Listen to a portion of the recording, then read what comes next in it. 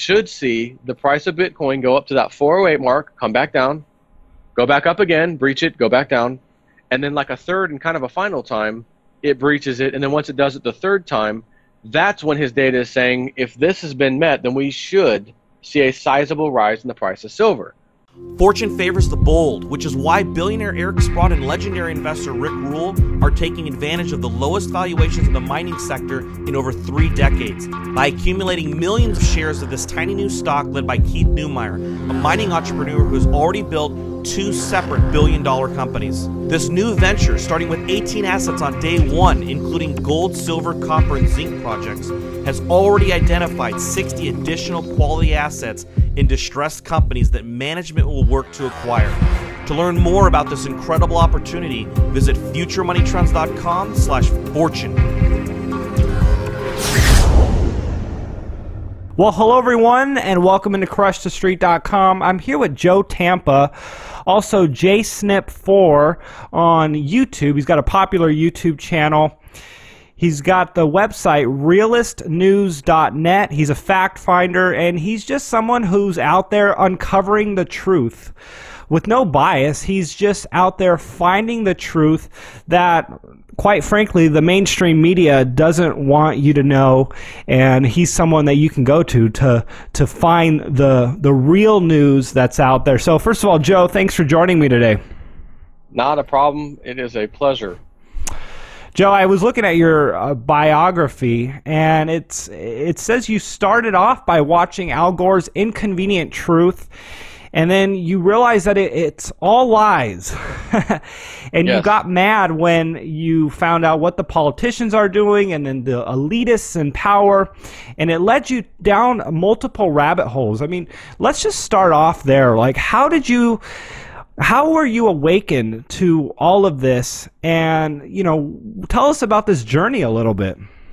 Well, actually, and I know that's, you'd asked for like a little bit of a biography, and I remember back to a few times ago. This has been several years ago since I've actually had any kind of like YouTube or Skype or any kind of interview, and I always said the same thing because they would always say, give me just like a little bio or something, and every time I thought to myself, I don't want to give a true biography. I feel like the biography of guys like me need to be what woke us up. How did we get to where we are? Right. So that's why I kind of replied with that as like my bio, just because it just suits what I do and the thing, the waking up of people that I'm trying to accomplish. But it actually started before that. And my wife, she was working. We hadn't had kids yet. So this was many, years ago. And I'm going to say probably around 2005, 2006-ish, maybe. And someone at her job mentioned some, oh, you got to go see this documentary or whatever. He mentioned something. It was something to do with peak oil. It may have even been called peak oil, to tell you the truth. I don't know. And that fascinated me. Like, oh, okay. And then they got these charts and these numbers, and this guy said so in the 1970s, that exactly 1971 or something, there'd be peak oil, and it happened. And so I'm like, oh, man, where are we at with this? What's going on? If we're at peak oil since then, here we are in 2005 or 6, and but where are we at with peak oil? Because if it's peaked and went down, we're going to be in trouble. It's just what got me thinking, anyways. Right. And so that kind of sparked my interest in like kind of finding out, well, what is that true? Is it false? Is it is there some agenda or something that I just don't know about? And I kind of left that alone. I didn't get too far into it. I just left it alone. Thought it was pretty fascinating, a nice little well put documentary, and then we find out, oh, this thing from Al Gore's coming out. It's called An Inconvenient Truth. It's a great documentary. Kind of ties into that, a little bit of the oil shortages or oil scares and, taking resources, and we're halfway through them, and what are we going to do when they run out, that kind of thing. So I went and watched it. We went to the movie theaters, my wife and I, and we were like, wow, this guy Al Gore, man, he almost won the election against Bush. He's the one that should have won. God, we've been, this rotten system, political system. He's the right guy. And that's how I left the movie feeling. Right. So I was still like, wow, I didn't know all this. So I want to immediately go do some research. I get on, on the internet, and they had back then, I know YouTube was actually kind of brand new then. So I think they just got started in 2005 and then in 6. And then Google had something called Google Video, and they couldn't compete with YouTube. So ultimately they bought out YouTube, I think, in 2006 or 7. But in the meantime, there were people posting videos and all kinds of stuff. So I'm like, okay, I'm going to do my own real research. So I started, And almost instantly, I'm finding that, like, people who I can go look up backgrounds and scientific, degrees in this, degree in that, and this guy, I've looked at his background. Okay, this guy's who he says he is, and he's completely wiping the floor with what Al Gore has been saying, and he's proving. One of the things that killed it for me right off the bat was when he said, "Look, we've got data from NASA satellites that show all of the planets in our solar system, every one of them, had major warming on those planets at the same time during Earth." This is the period that everyone keeps talking about, and Al Gore, of the global warming thing. So I said, well, hold on a second. If all planets are rising in temperature during the same period of time that's recognizable as the global warming period, including Earth, and then planets, there's no humans on these other planets. There's nothing there. How could they rise at the same time, right? We're not on there. We're not polluting them. So at that point, I said, okay, I don't need to know anything else at this point. That kind of did it for me. But I still kept pressing, and I found some other documentaries that was completely opposite. And they showed data. They showed ice core samples going back, hundreds of thousands of years. Not a few thousand, hundreds of thousands of years of ice core samples that show, like everything, is cyclical. You have these really cold periods. You have these really hot periods. Talking about when, allegedly there weren't even humans on Earth. And I'm like, okay, well, hell, this period of global warming that we're talking about doesn't even compare to some of the other hotter times on Earth from these ice core samples. And these ice core samples don't lie. Right. So that's kind of what got me started in the very, very, very early stages of this, and made me want to look at more and more and more things. And as I'm watching these videos and educating myself and realizing, okay, Al Gore, you rotten, bastard, that was a lie. And then I find out, well, who's he connected with? We've got this great thing called the internet that allegedly Al Gore himself, says he created. What a moronic statement that was. But by God, I'll use his tool against him, right? So I quickly find out he's got some major interests, investments in some of these companies that are kind of on standby for something known as carbon credits. And it's another, almost like a paper market garbage scheme, where if a company, if the government passes some kind of laws that allows these carbon credit things to take effect, what happens is all these polluting businesses, corporations and manufacturers, whatever they are going to be polluting some way or another. So you're allowed or allocated certain number of these carbon credits. And if you go over your allotted amount, you get a hefty fine you got to pay to the government. But you can buy, sell, and trade these things as if they're stocks or something on the stock market. And if you are in trouble and need some extra ones because you've used all yours essentially because you've polluted too much, then you can buy someone else's who has plenty or excess amounts because they're not polluting as much. So that's something Al Gore is actually behind? Yes. Oh, wow. Yeah, and I was reading, this was a long while back, but I was reading that he would instantaneously go from multimillionaire to billionaire overnight if that law was to ever pass, and they mandated, okay, in America, there's now pollution limits and this and that, and your company's just size company, and depending on what your specialty is, I guess, whether you got smokestacks at your company or you're just some other type of company. I'm not sure how they would set the limits or whatever, but I mean, it's all they've been trying, and thank God so far nothing's really come of it. But with this whole new the UN stuff going on, they came over here and the Pope came over, and we're gonna essentially go with the 2030 agenda, as they call it now. Where they're going to try to implement stuff like this. They're going to go to places, countries like America, and say, well, you guys use 25% of the world's entire output or resources. You guys are therefore also the biggest polluters because you have everything. So you guys are going to have to pay these carbon taxes and credits, which will be funded by that whole carbon credit system. And of course, some of the proceeds will go, as they say, to countries in need and less fortunate countries, and that whole thing. But if history is our guide, poor countries won't get anything out of this, and it'll be the same elitists, same bankster cabal who will be gaining all the profits, just like now Al Gore will be front of the line helping his buddies out. Joe, in your research, what is the most inconvenient truth that you've uncovered when it comes to the liberal agenda? What What have you found that is just such a scam? I mean, I know we can talk about a lot of things, but off the top of your mind, what is one thing that you would say is just the biggest scam that's out there at the moment? The biggest scam. Well, like you said, there's so many that are so actually important that I can name quite a few. But as far as what got us to even some of these newer scams, or at least has shed light on these scams, such as the rigging of precious metals markets and all commodities, and matter of fact, the entire stock market. But what has led us to that point was an event that everyone's familiar with, September 11th, 2001. So backtracking to my 2005, 2006 kind of researching Al Gore stuff and leading me to the next step and peak oil and all this stuff, which, by the way, peak oil is complete nonsense. It is not even kind of true. We've got at least 400 years of oil off of Prudhoe Bay, Alaska, that was found there in the early 1970s, and it's been sitting there on tap. The largest oil rig in the entire world, called the USS Liberty oil rig, was stationed over there a couple years back, and has been sitting idle over there just waiting for the rest of the elites events to happen over the rest of the world, which will cause an oil crisis, a fake one again, and then we'll find out that, oh, America had this oil, we just found it, when in reality we had it since 1971 or 2.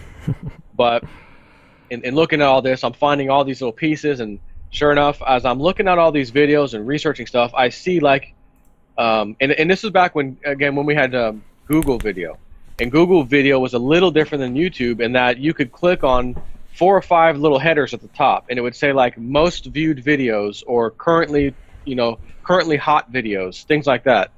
It could be any video in the world. It could be entertainment, for God's sakes, and that's what I would expect to have seen. But for some reason, I'm noticing all these what people might call conspiracy videos about 9/11 and stuff. So I don't even care about that. I don't even know about it. I think the same story that everyone thought 9/11 happened. It was terrorists.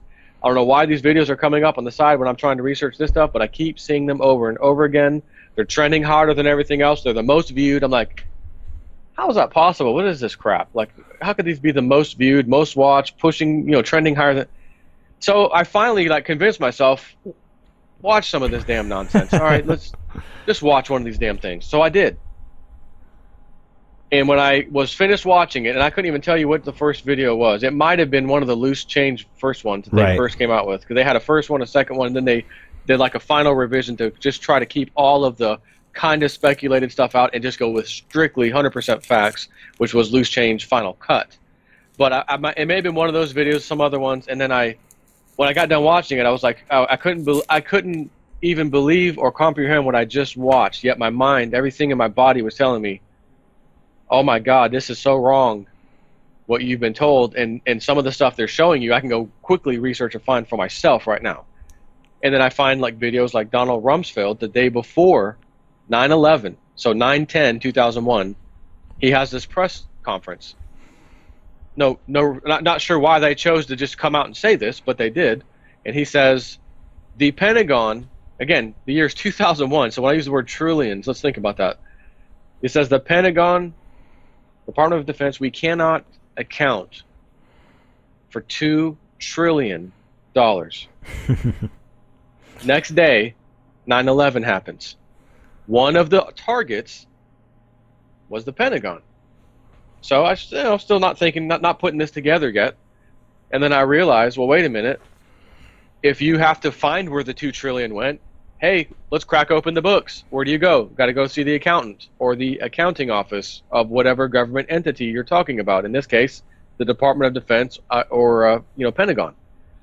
Well, by chance, I'm sure purely coincidental, that this pilot who couldn't hardly fly a Cessna was able to take a giant jumbo jet and do corkscrew maneuver turn that the most hardened pilots, I've even seen interviews of the expert pilots saying there's no chance that he could do it because I couldn't do it.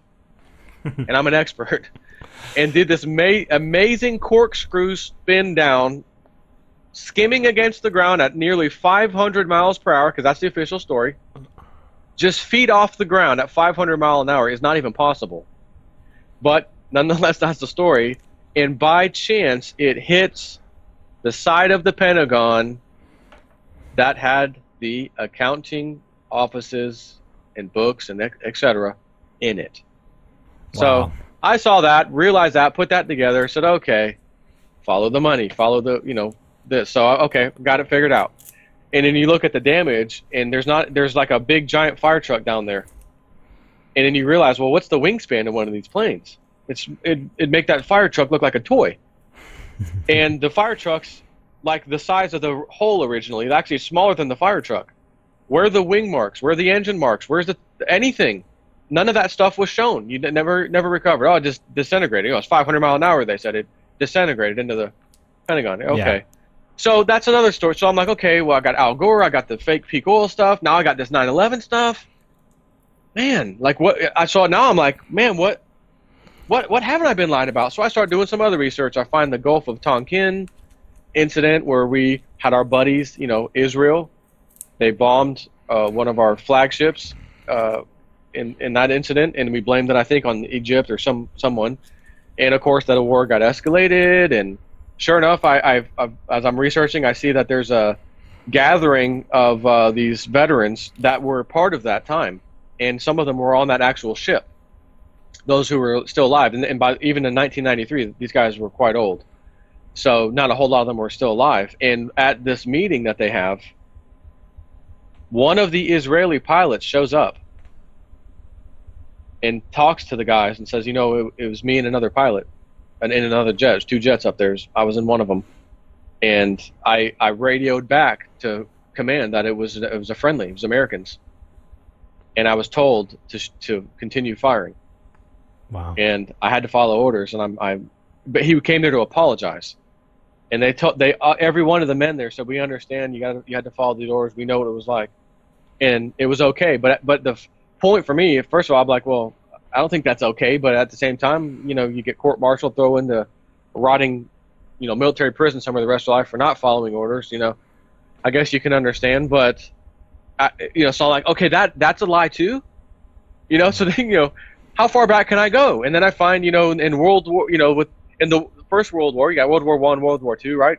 And we have this amazing story that we sent, not that we sent, just that a American passenger ship known as the Lusitania was minding its own business during wartime in German waters once, even though Germany told us, sent newspaper articles in our own papers, do not send any ships in this area because we're at war, and America hadn't joined the war yet, so we were kind of neutral. So Germany, not that I'm trying to say Hitler was, some kind of good guy. No. I'm just saying Germany told us, don't send anything over here. Of course, it could get hit or, sunk or whatever. So what happens is we send the Lusitania over there, passenger ship. There's nothing on board. Germany says we have intel that there are munitions on board, and they sunk it. So naturally, the American story in the newspapers here said, oh, they fired on a American passenger ship. We're going to have to join the war. And, of course, the Americans jumped up in fury and, yes, let's kick their butts. And I had jury duty, I think, in 2009. So I go down there. I'm sitting there with a bunch of other people, twiddling our thumbs. I see this nice new magazine, National Geographic, I think is what it was. And they've got the front page. On page such and such, it says we've got high-resolution video photos of the inside of the Lusitania. We are going to see if we can peer inside and if there were munitions after all these years with this big conspiracy. So I'm like, oh, I remember that. Yeah, just a few years ago I was researching this. I ran into it. So I flipped to that page immediately. And right in front of my face is a gaping hole where it got sunk from a submarine or whatever that hit it with a torpedo. And they peer into it, they show the shots, and it is chock full of munitions, and it was severely more damaged than normal. And they're noticing there was a couple, 1 or 2 actually, of these depth charges on top of this boat, like on the deck area. And they recognize them. Hey, those are Britain. Those are British depth charges. That's funny. Why would there be British depth charges sitting on here? And one of them is not, the one they're looking at, it's not exploded. So that's how we know it is who we know it's from, the Britons. which led me to another. As soon as I got home, I start researching that. And there was a conspiracy from the local people in the area where this happened, where they sank that ship, that they heard bombs going off after it had sunk. And they could see flashes way out, 15, 20 miles, whatever it was, offshore. And people were speculating then, and this is way, way long time ago, that we, as in the Western powers, were out there covering up some kind of evidence regarding the Lusitania. So that was a conspiracy.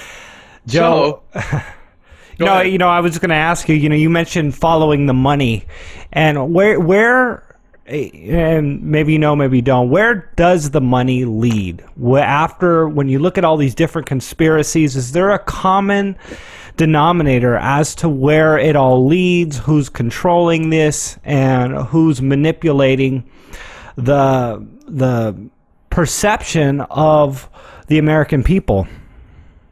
It all leads back to the banking dynasty families.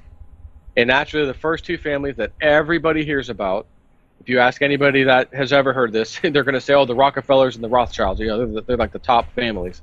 And that is true. But there's a whole lot more people involved, too.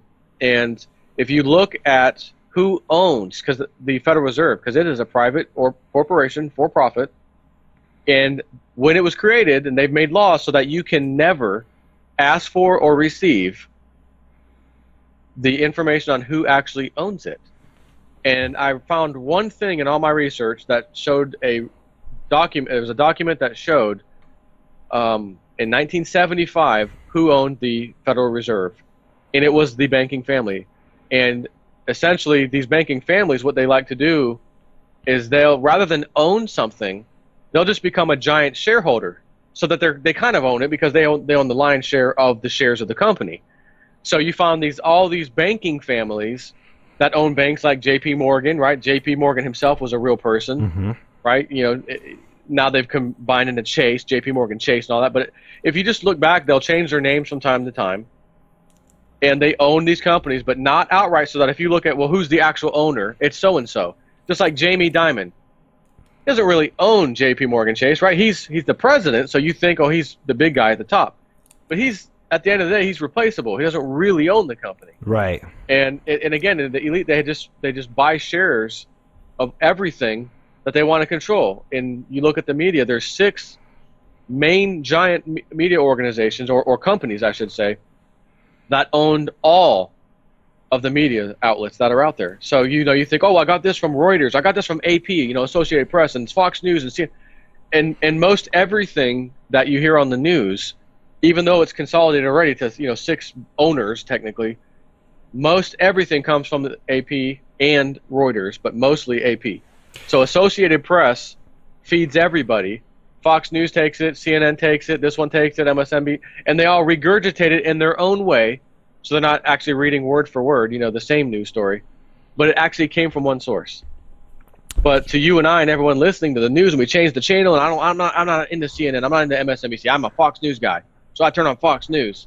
Oh, they'll tell it straight. And it's the same story because they got it from the same source, Associated Press. It's all from AP. Yeah, amazing. Joe, when it comes to the 2016 election, we got 2 candidates now that are picking up a lot of momentum. You got Donald Trump and Bernie Sanders, which are outsiders, essentially, for their parties. And it kind of lends itself to the fact that Americans want somebody who is not a politician. First of all, what's your thoughts on this 2016 election? And do you see these as game changers for the country, or are they just puppets for the banking cartel, the Federal Reserve, the way it's always been? My gut instinct, every part of my body tells me it's another sideshow circus. Nothing will change. Heads they win, tails you lose. But as I watch Trump, of all of the candidates, and I listen to all of them, I hear what they all have to say, I know all about them, but I see Trump and I say, hold on a second, he sounds great, he's saying the right stuff, and then I see the mainstream media, like I think it was CNBC, was trying to shut him down, we're going to cancel the show, we're going to do this and we're going to do that. So I said, well, wait a minute. They would never do that to an elitist. They would never try to shut a show down and do things like that. Right. So I thought to myself, maybe he's not one of these guys. And he always talks about, I'm a billionaire. I got the money. I don't need favors from anybody. I don't need to, have campaign contributions come to me and then I owe someone favors. He blatantly says it. He's attacked quite significantly and viciously. But my biggest issue with all this, and I'm gonna say that I'm gonna make a prediction that whether it happens or not almost doesn't matter, but I'm going to use those words, okay? I'm going to make a prediction, and if I'm wrong, I'll apologize to you now. I was wrong, but I'm going to say it.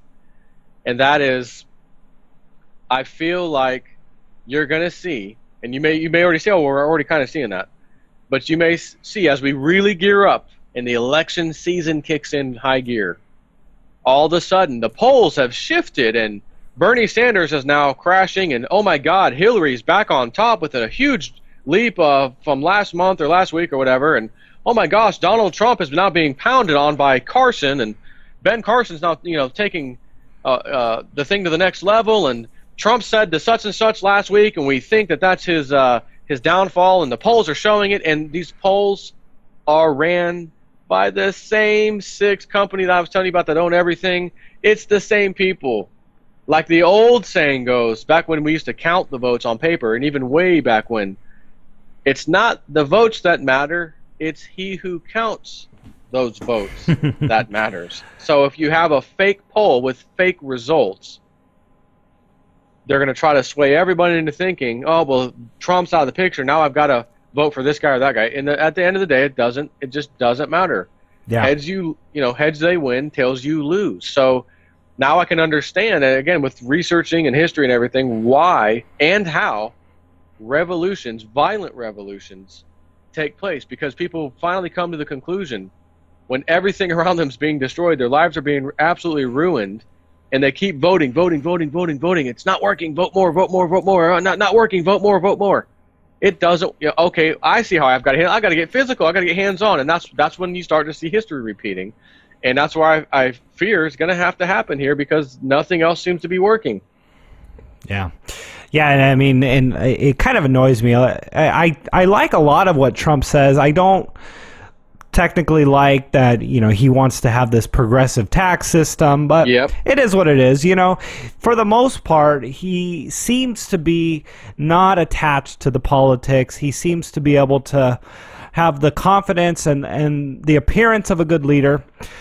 But I hate that Bernie Sanders is out there wanting to just encourage every single person to vote, because the problem is the default vote, the ignorant vote, goes liberal, and they know that. They know that if they can just get everyone to vote and make it a mandatory thing, that the mainstream agenda, the liberal agenda, will get pushed through, because for whatever reason, and I don't know why this is, and maybe you have a comment on it, the default ignorant vote goes liberal.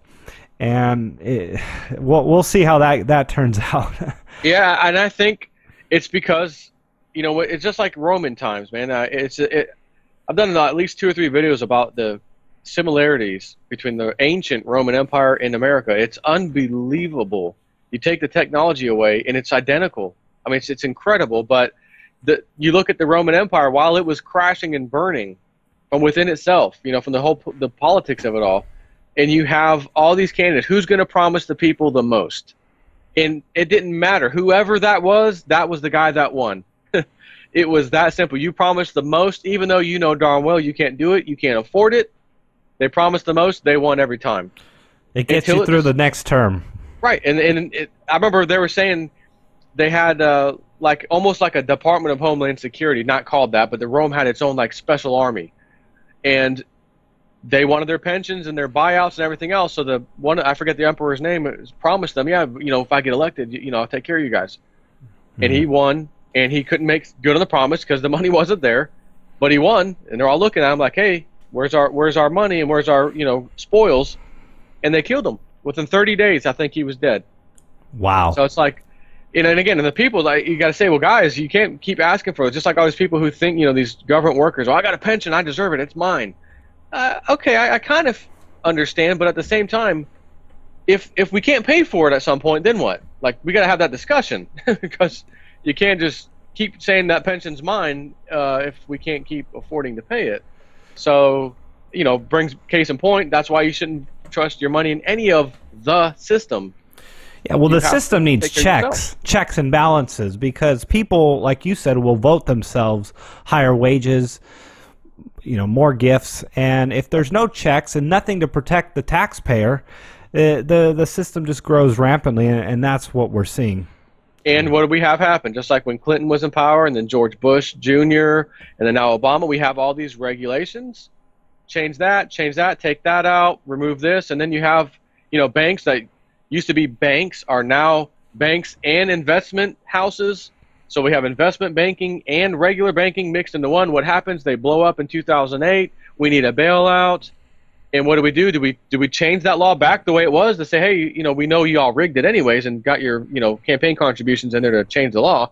But now that we're here, can we change it back? Nope. Let's keep it the way it is. And the Dodd-Frank Act that did put some good things in place have pretty much all completely been removed.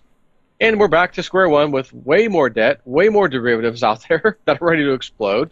And it's like, what the hell's going on? Is this some kind of, I feel like the old Willy Wonka thing. What is this, some kind of, what is this, some kind of fun house, Wonka? No, why, you having fun? Is this real? Joe, I want to get your thoughts on Bitcoin. Bitcoin has just been in the news lately. We've seen it go from in the $100 range, creeping up to 200, 300, 400. Give us a little bit of your thoughts on it. Are you optimistic about Bitcoin? Do you like Bitcoin? And I just kind of wanted to end with this topic.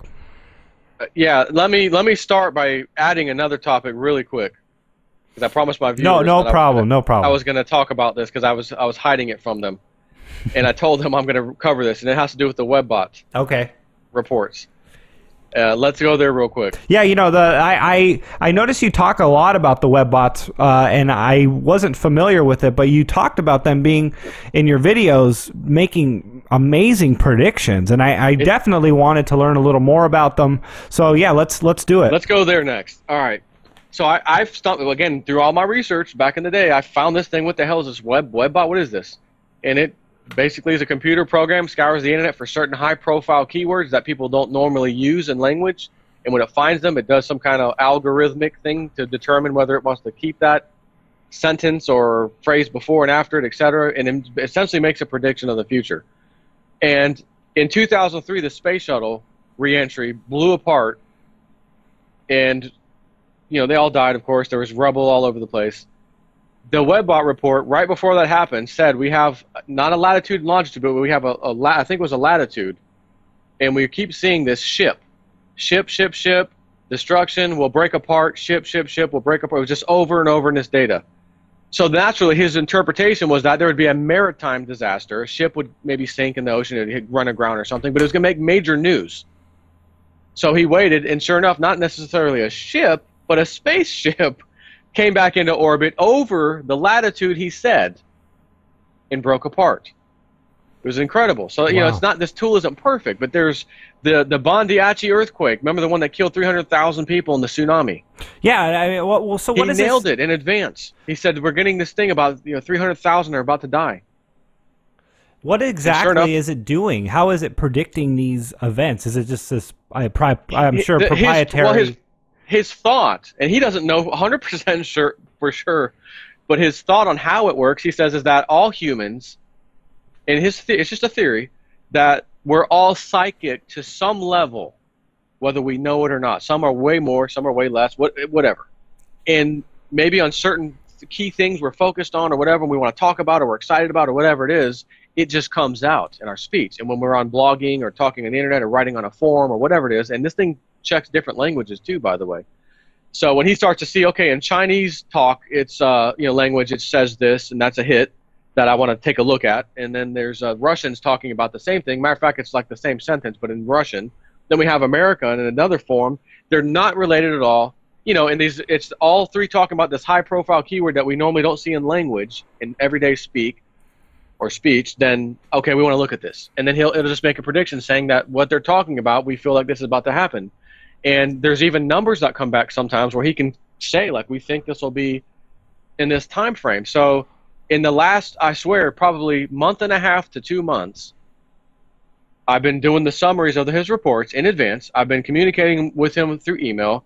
I even do YouTube videos telling people, hey, this is what Cliff High just said to me, and this is what I replied back, and he said this about this and about that. And one of the things he's talking about in one of the recent reports, there's going to be this big flooding. Lots of flooding, water, big problems flooding. It's going to be in America. It's going to be in numerous places. But I'm seeing a lot of language regarding flooding. And when I counted the word flood or floods or flooding in his report, it was like a couple dozen times, I think, of how many times the word came up in his own report that he sends out. So, and of course, now you're talking about the big Hurricane Patricia and then the remnants. Before that. Exactly. Before that even happened. Wow. So, and then before that happened, we had this huge flooding and mudslide that was knocking cars off the interstate, I think in Bakersfield, California. Made news everywhere. And then that happened with the hurricane after that. And then after the hurricane, there was even more flooding language in Texas, I think Illinois, because of those outer bands were just tearing things up. So I'm like, wow, I think we got a webbot here. So then that happened. There was 2 or 3 other things that happened right after that. And I'm like, and I'm doing these webbot videos like, hey, webbot hit, another webbot hit, here's another one, check this out. And one of the things he talked about recently was Bitcoin. He said, we're going to see a rise in Bitcoin from where it's at now. And when he was saying this, Bitcoin was in the 200 something range, low 200s and even mid 200s. He says we ought to see Bitcoin go to around 408 to 417, around that area. And once we start to see that happen with Bitcoin, it's looking like silver should take a very sizable leap higher in its price, noticeable. But we got to wait and see if Bitcoin does that. And he's been tweeting about it too. And he said, if people were reading my tweets previously, which fairly recently though, you would see that he said we should see the price of Bitcoin go up to that 408 mark, come back down, go back up again, breach it, go back down. And then like a third and kind of a final time, it breaches it. And then once it does it the third time, that's when his data is saying if this has been met, then we should see a sizable rise in the price of silver. So we're there. All of the 4+ predictions of just minor stuff, nothing major, have happened. So now we're all like on the edge of our seat. Oh my gosh, is the final blowout of silver about to finally happen, because he just nailed these other things in a very short period of time during the time frame he said. Therefore, I would have to reasonably conclude that he's probably going to be right on this one, although the disclaimer is that this thing isn't perfect. Sometimes time comes and goes, and it just doesn't happen. I was just going to say, the part about it being somewhat psychic, or people being somewhat psychic, somewhat is a little hard to believe, but what you're talking about this webbot picking up on a lot of these words and like the momentum in the markets and the trends does seem really interesting. But as far as the psychic goes, how would people know when floods are going to happen? And right. that would. I agree with you. It's a good point.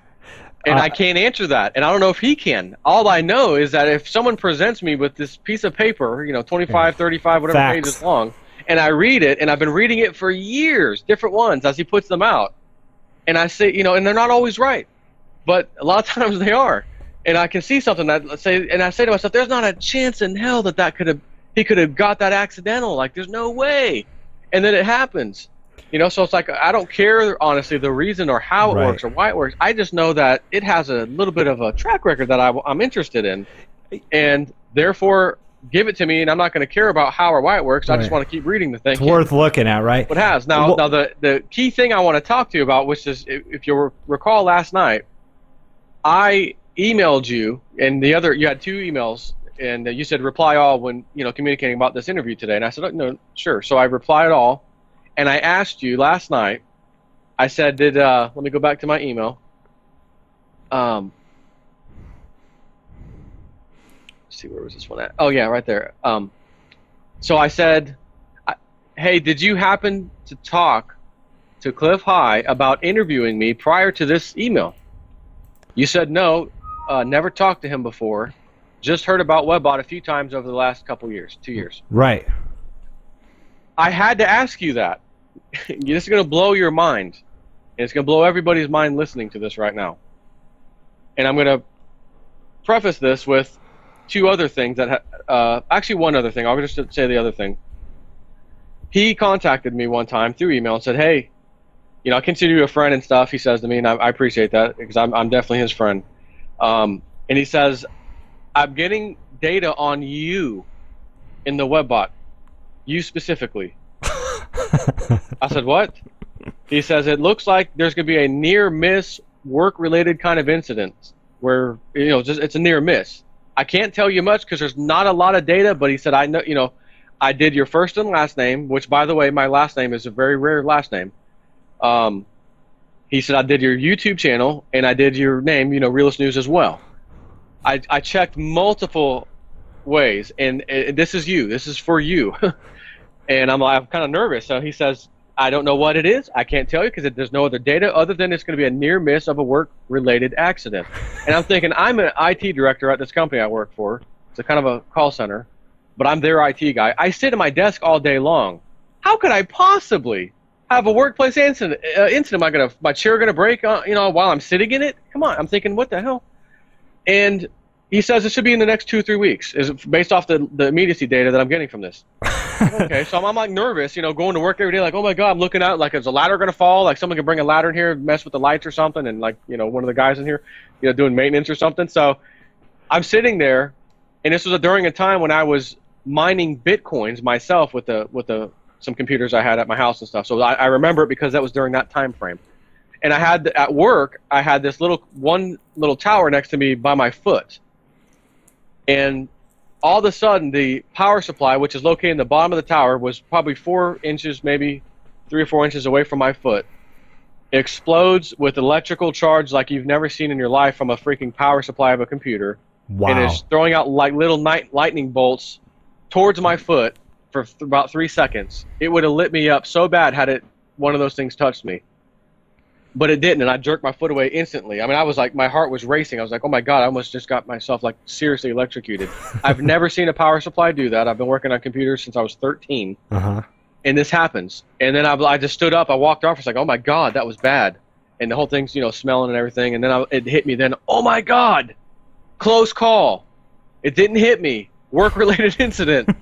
Oh my god. So I run out, I think I ran out to my car, got my video camera, did a quick thing. I was all, psyched up, like, oh my god, guys, listen to this, right? So it was amazing. Right.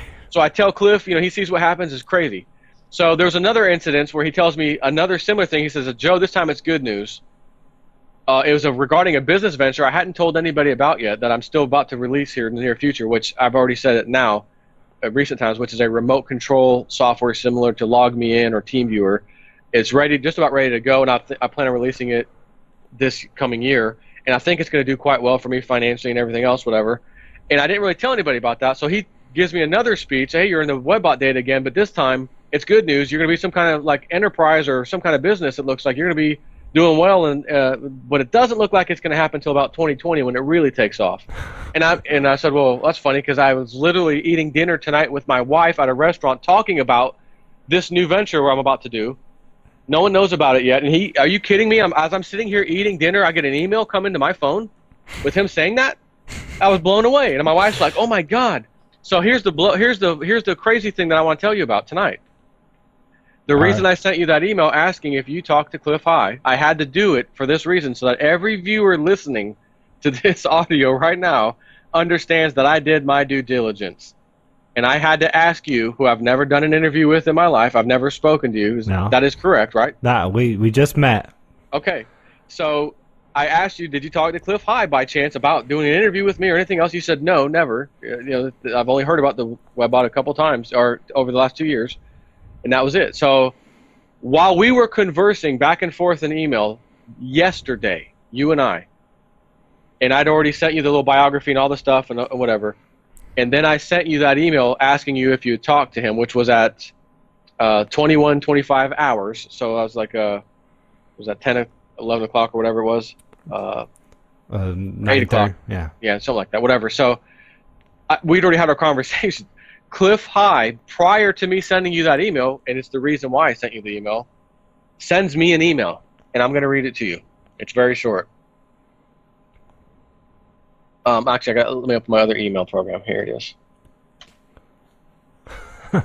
This is like mind blowing, and it's as crazy as it sounds for this web-bot thing. Whatever, it just doesn't even make sense. Timestamped 11:24. You know, right after that. You know, this is Eastern time. So, hey, Joe, I suspect you are about to cross a threshold in YouTube action, just based on the analytics and how people behave.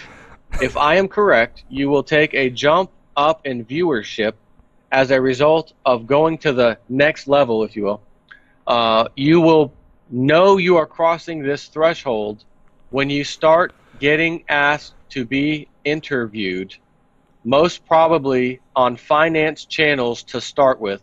This is on the jsnip4 channel activity, probably in early 2016. Wow. That's Are like you some kidding me? you know, most people deal with this type of stuff with like Christian prophets and things like that, but you're getting it from a program. So what are the chances? So when I got this, I said, okay, the last time he emailed me, it was like precisely while I'm having dinner with my wife discussing this new business venture. That maybe as much as I don't want to write it off as coincidence, I'll be nice and write that off as coincidence. And now for the third time, I'm doing an interview on a finance channel on YouTube, and he sends me an email to tell me in the data I'm in it again, and I'm going to be getting interviews requested of me on most probably finance channels to start with. This will probably be on the in early 2016 on your JSNIP channel, and he says that because my other channel that I just created, and it's not ready yet. It's called The Political Game Show, and I'll just tell you quickly what that is. I've learned over the years that people can be woken up, but they love to be woken up when they're entertained. Right. So I felt like if I can make a mockery out of a game show where everybody loses who's on my game show, you call in on Skype and we set this up, right? These two contestants, kind of like Jeopardy, that kind of thing. And you're always wrong. You can never get it right, know. And but at the same time, the questions that I ask are real and really happened. I could have 9/11 questions or banking questions or fraud and corruption. That'll wake people up. So, anyways, that was the channel, but it's not ready yet. So that's why he was saying this is your JSNIP channel activity, not the other one. He was clarifying that. So if that doesn't blow people away, just hearing this, and of course I have to accept that people don't know who I am, that may be listening to this, and say, well, how do I know he didn't make that up? Or how do I know this guy Cliff and him didn't, whatever. What I'm going to do is I'm going to do a video after this, and I'll upload it tomorrow. I don't know if you plan on uploading this one tonight or tomorrow, but I'm going to upload mine tomorrow, and it's not this one that we're doing together. It's going to be a separate video, and I'm going to post a screenshot of my Outlook mail. And you're going to see his name, you're going to see the time, and you're going to see what he wrote, and it's going to be a screenshot. I'm not going to just copy and paste. Right. It'll be a screenshot of my Outlook. You can't fake an incoming timestamp from a mail server. Right. Not an Outlook. You can't do it. You can fake the computer time, but you're not going to fake a timestamp mail coming to you. So for credibility for anyone out here who thinks this is just crazy. Yeah. And it's absurd. I mean, it is, but that is amazing, Joe. So it really lends itself to whatever this guy has created and what he's been able to monitor and the credibility to what he's doing. And sounds like he's predicting some really exciting things for you. So congratulations on that. Yeah, that's exciting for me in itself. Who doesn't want to know potentially that in the future you're gonna, financially or whatever, you'll be okay, or you'll start something good or whatever. Yeah, absolutely. I love it. The first one about me, in the workplace incident, I'm like, man, I was like nervous going to work for 2 weeks. Like, what the hell's going to happen to me at work, and it was a near miss, just like he said. It just blows my mind. Wow. It's crazy. Well, hey, Joe, we're at about the 50-minute mark. I wanted to just give you an opportunity to just let everyone know about your website, just a brief little snippet of it, and just your final thoughts before we say goodbye. All right. First of all, anytime you want to chat, have another interview, chat, whatever you want to call it, I'm always up to talking and just getting people exposed to hearing alternative views and things to help wake them up to what's really going on. I really appreciate that. Yeah, thank you. Absolutely. So my website, realistnews.net, it's kind of a forum. People go in there. I got subscribers and stuff that go there. They post things that are happening that are kind of current. Keep you up to date with what's going on. But first and foremost, I think my biggest thing is honestly my YouTube channel, and that's jsnip4. You could go into YouTube and type jsnip4 or Realist News, because I title all my videos with that beginning, Realist News, and then I say what I have to say. Yeah, stay tuned for the political game show later on. I felt like I'd like to get that going and actually offer people real silver, like at the end of the game show. Even though you lost, you really won. I'm gonna give you some silver, but that channel has to be financed somehow, so I have to keep that in consideration. But yeah, that's it. I mean, I think we covered quite a bit tonight. Yeah. Well, thanks, Joe. I really appreciate you coming on the show.